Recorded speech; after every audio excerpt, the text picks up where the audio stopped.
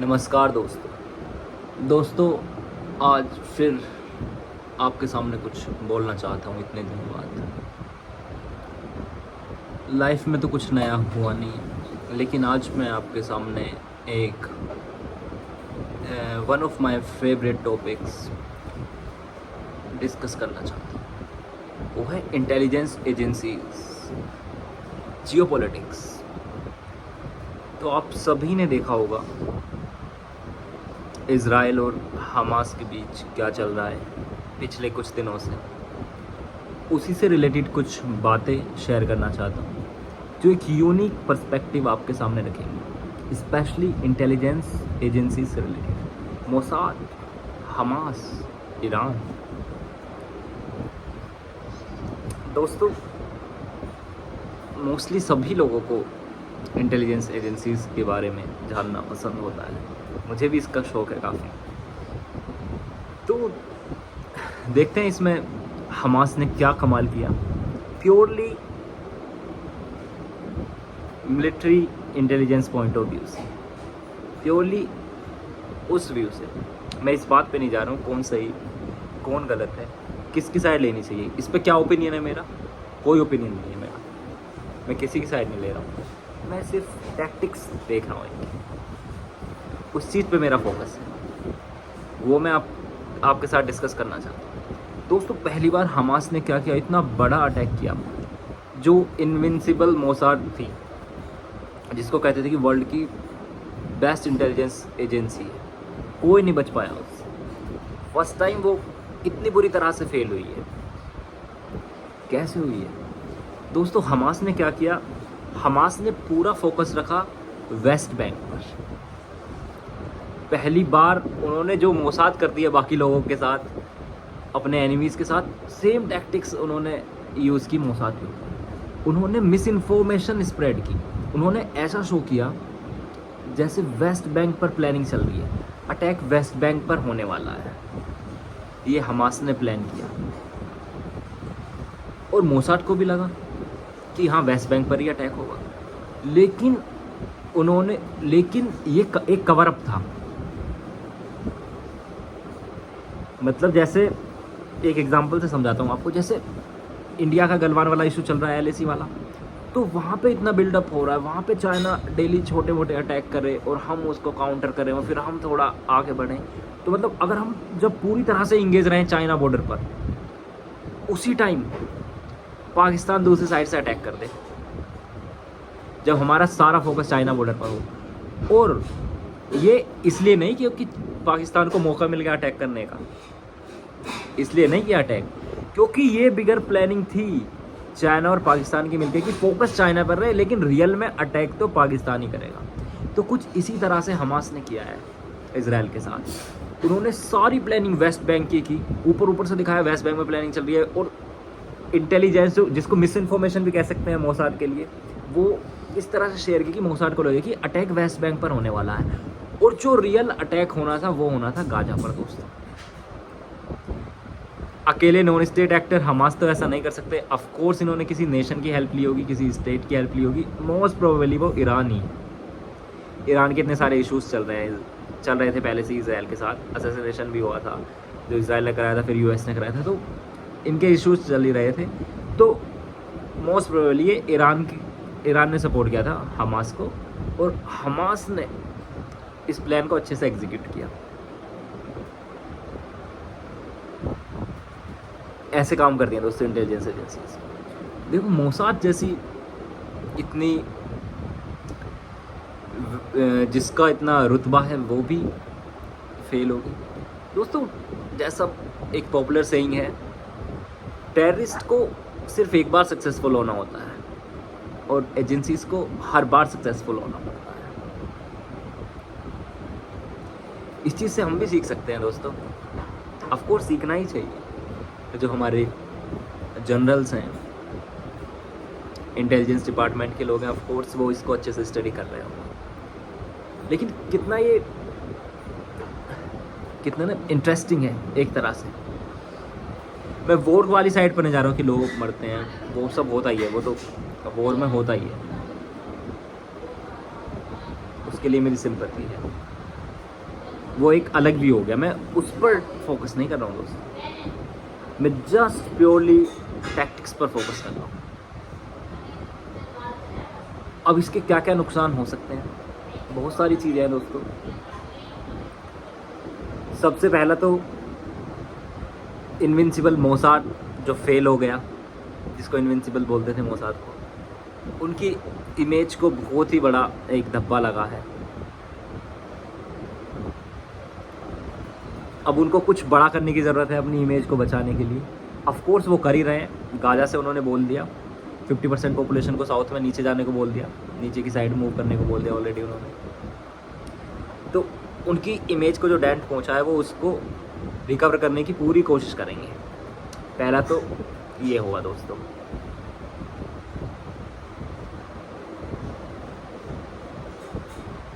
इसके अलावा दोस्तों सबको पता है इज़राइल में क्या वो कॉन्स्क्रिप्शन है, वहाँ पर सभी को मिलिट्री में सर्व करना पड़ता है। तो इससे ये बात और प्रूव होती है कि चाहे आपकी मिलिट्री कितनी भी पावरफुल हो, चाहे आपकी मिलिट्री कितनी भी पावरफुल हो, without intelligence it's like a body without soul, और rather a strong body without a soul. जब बॉडी को पता ही नहीं है क्या करना है तो कितनी भी स्ट्रॉन्ग हो, how does it even matter? That's what we had seen in Israel.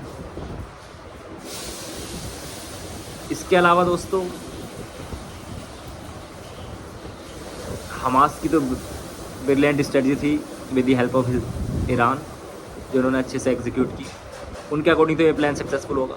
आप ये सोच रहे हो कि हमास वाले अभी भी उधर होंगे जिन्होंने ये रियल में ऑपरेशन एग्जीक्यूट किया होगा? दोस्तों वो तो काम करके चले गए होंगे।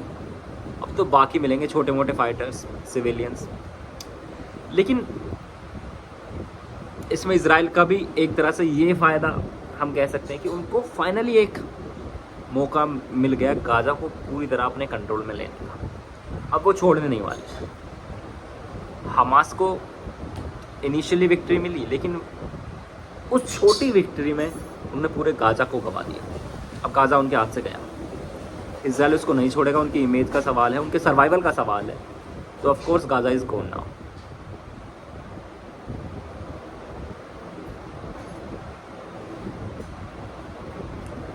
दोस्तों लार्जर जियोपॉलिटिकल गोल्स, ईरान के तो ऑलमोस्ट सारे गोल्स फुलफिल हो गए। असैसिनेशन का एक बड़ा रिवेंज हो गया। Abraham accord is on stay now. Israel is involve in its internal conflict, और जो सऊदी अरेबिया के साथ उनकी पीस डील चल रही थी, अगेन इट्स ऑन स्टे। तो ईरान के लिए तो फ़ायदा ही फ़ायदा है। That's what Iran wanted. Now let's see whether Israel takes an action over Iran after finishing this Gaza issue और not. That would be seen in the future.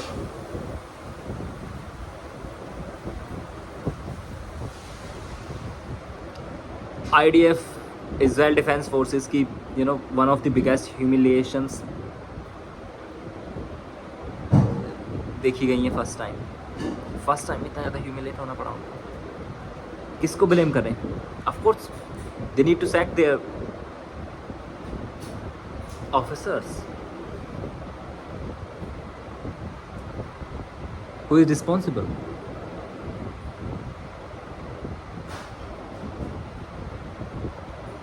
जो भी अकाउंटेबल होंगे वो उनको ऑफ कोर्स सैक करना चाहिए।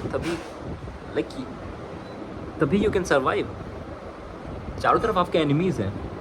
कौन है? इजराइल का, यूएस का सपोर्ट है, लेकिन वो आपके पास नहीं है, वो आपसे दूर बैठा है यूएस।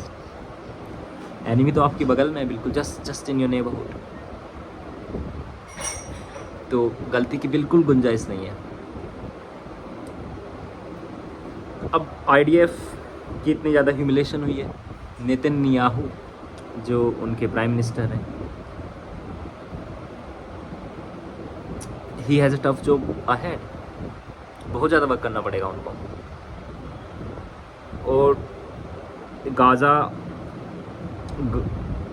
का कंट्रोल लेने के बाद who knows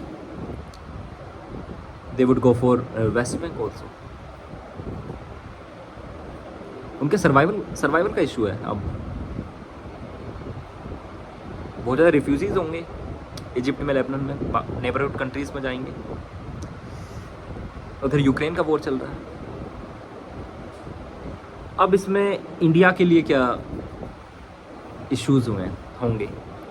तो दोस्तों, इंडिया के लिए जो मेजर इशू है वो है जो अमेरिका का ऑलमोस्ट ड्रीम प्रोजेक्ट की तरह था, India middle east Europe economic corridor IMEC, जो इजराइल के थ्रू जाना था, यूरोप को कनेक्ट करता, सऊदी अरेबिया और इंडिया से होता।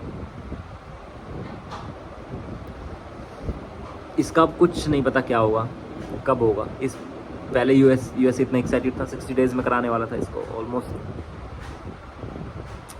On a lightning speed, but अब कुछ नहीं पता क्या होगा इसका। इसके अलावा दोस्तों, क्रूड ऑयल के प्राइसेस बढ़ेंगे तो इन्फ्लेशन राइज होगा ऑफ कोर्स। क्रूड ऑयल से ही हमारी करेंसी कनेक्ट होती है, करेंसी की वैल्यू कम होगी तो गोल्ड की वैल्यू बढ़ेगी, जिससे गोल्ड का प्राइस हाइक होगा, जो जनरली वॉर्स में हमको देखने को मिलता है।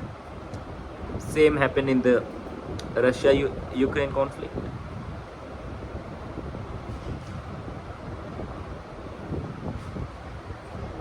यूके सपोर्ट में आ गया इजराइल के, यूएस से सपोर्ट में आ गया है, तो certainly Israel is going to win in this conflict, or rather war, in Prime Minister Netanyahu's words.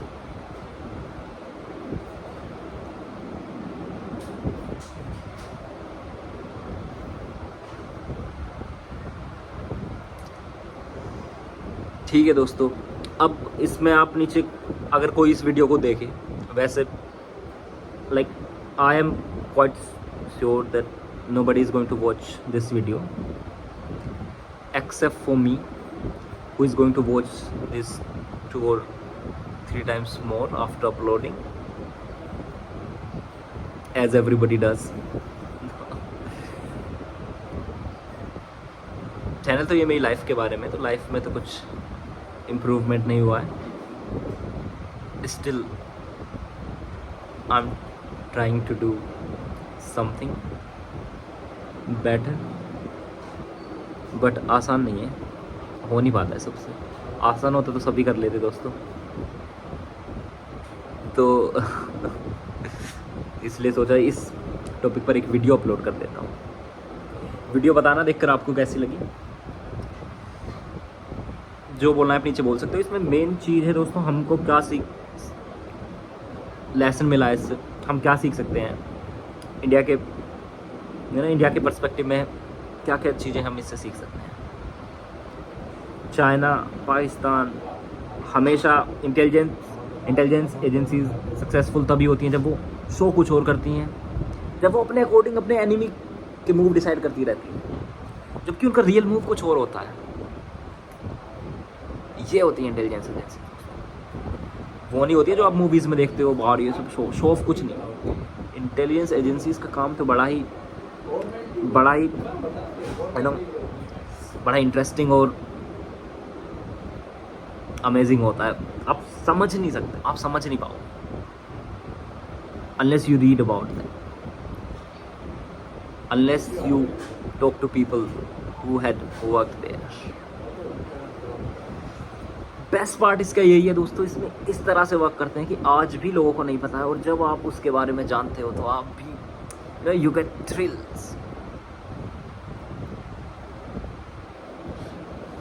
इसलिए दोस्तों इतना इंटरेस्टिंग लगता है मेरे को ये topic, Jio politics and you know how these intelligence agencies operate all across the world. Amazing. Thank you for watching.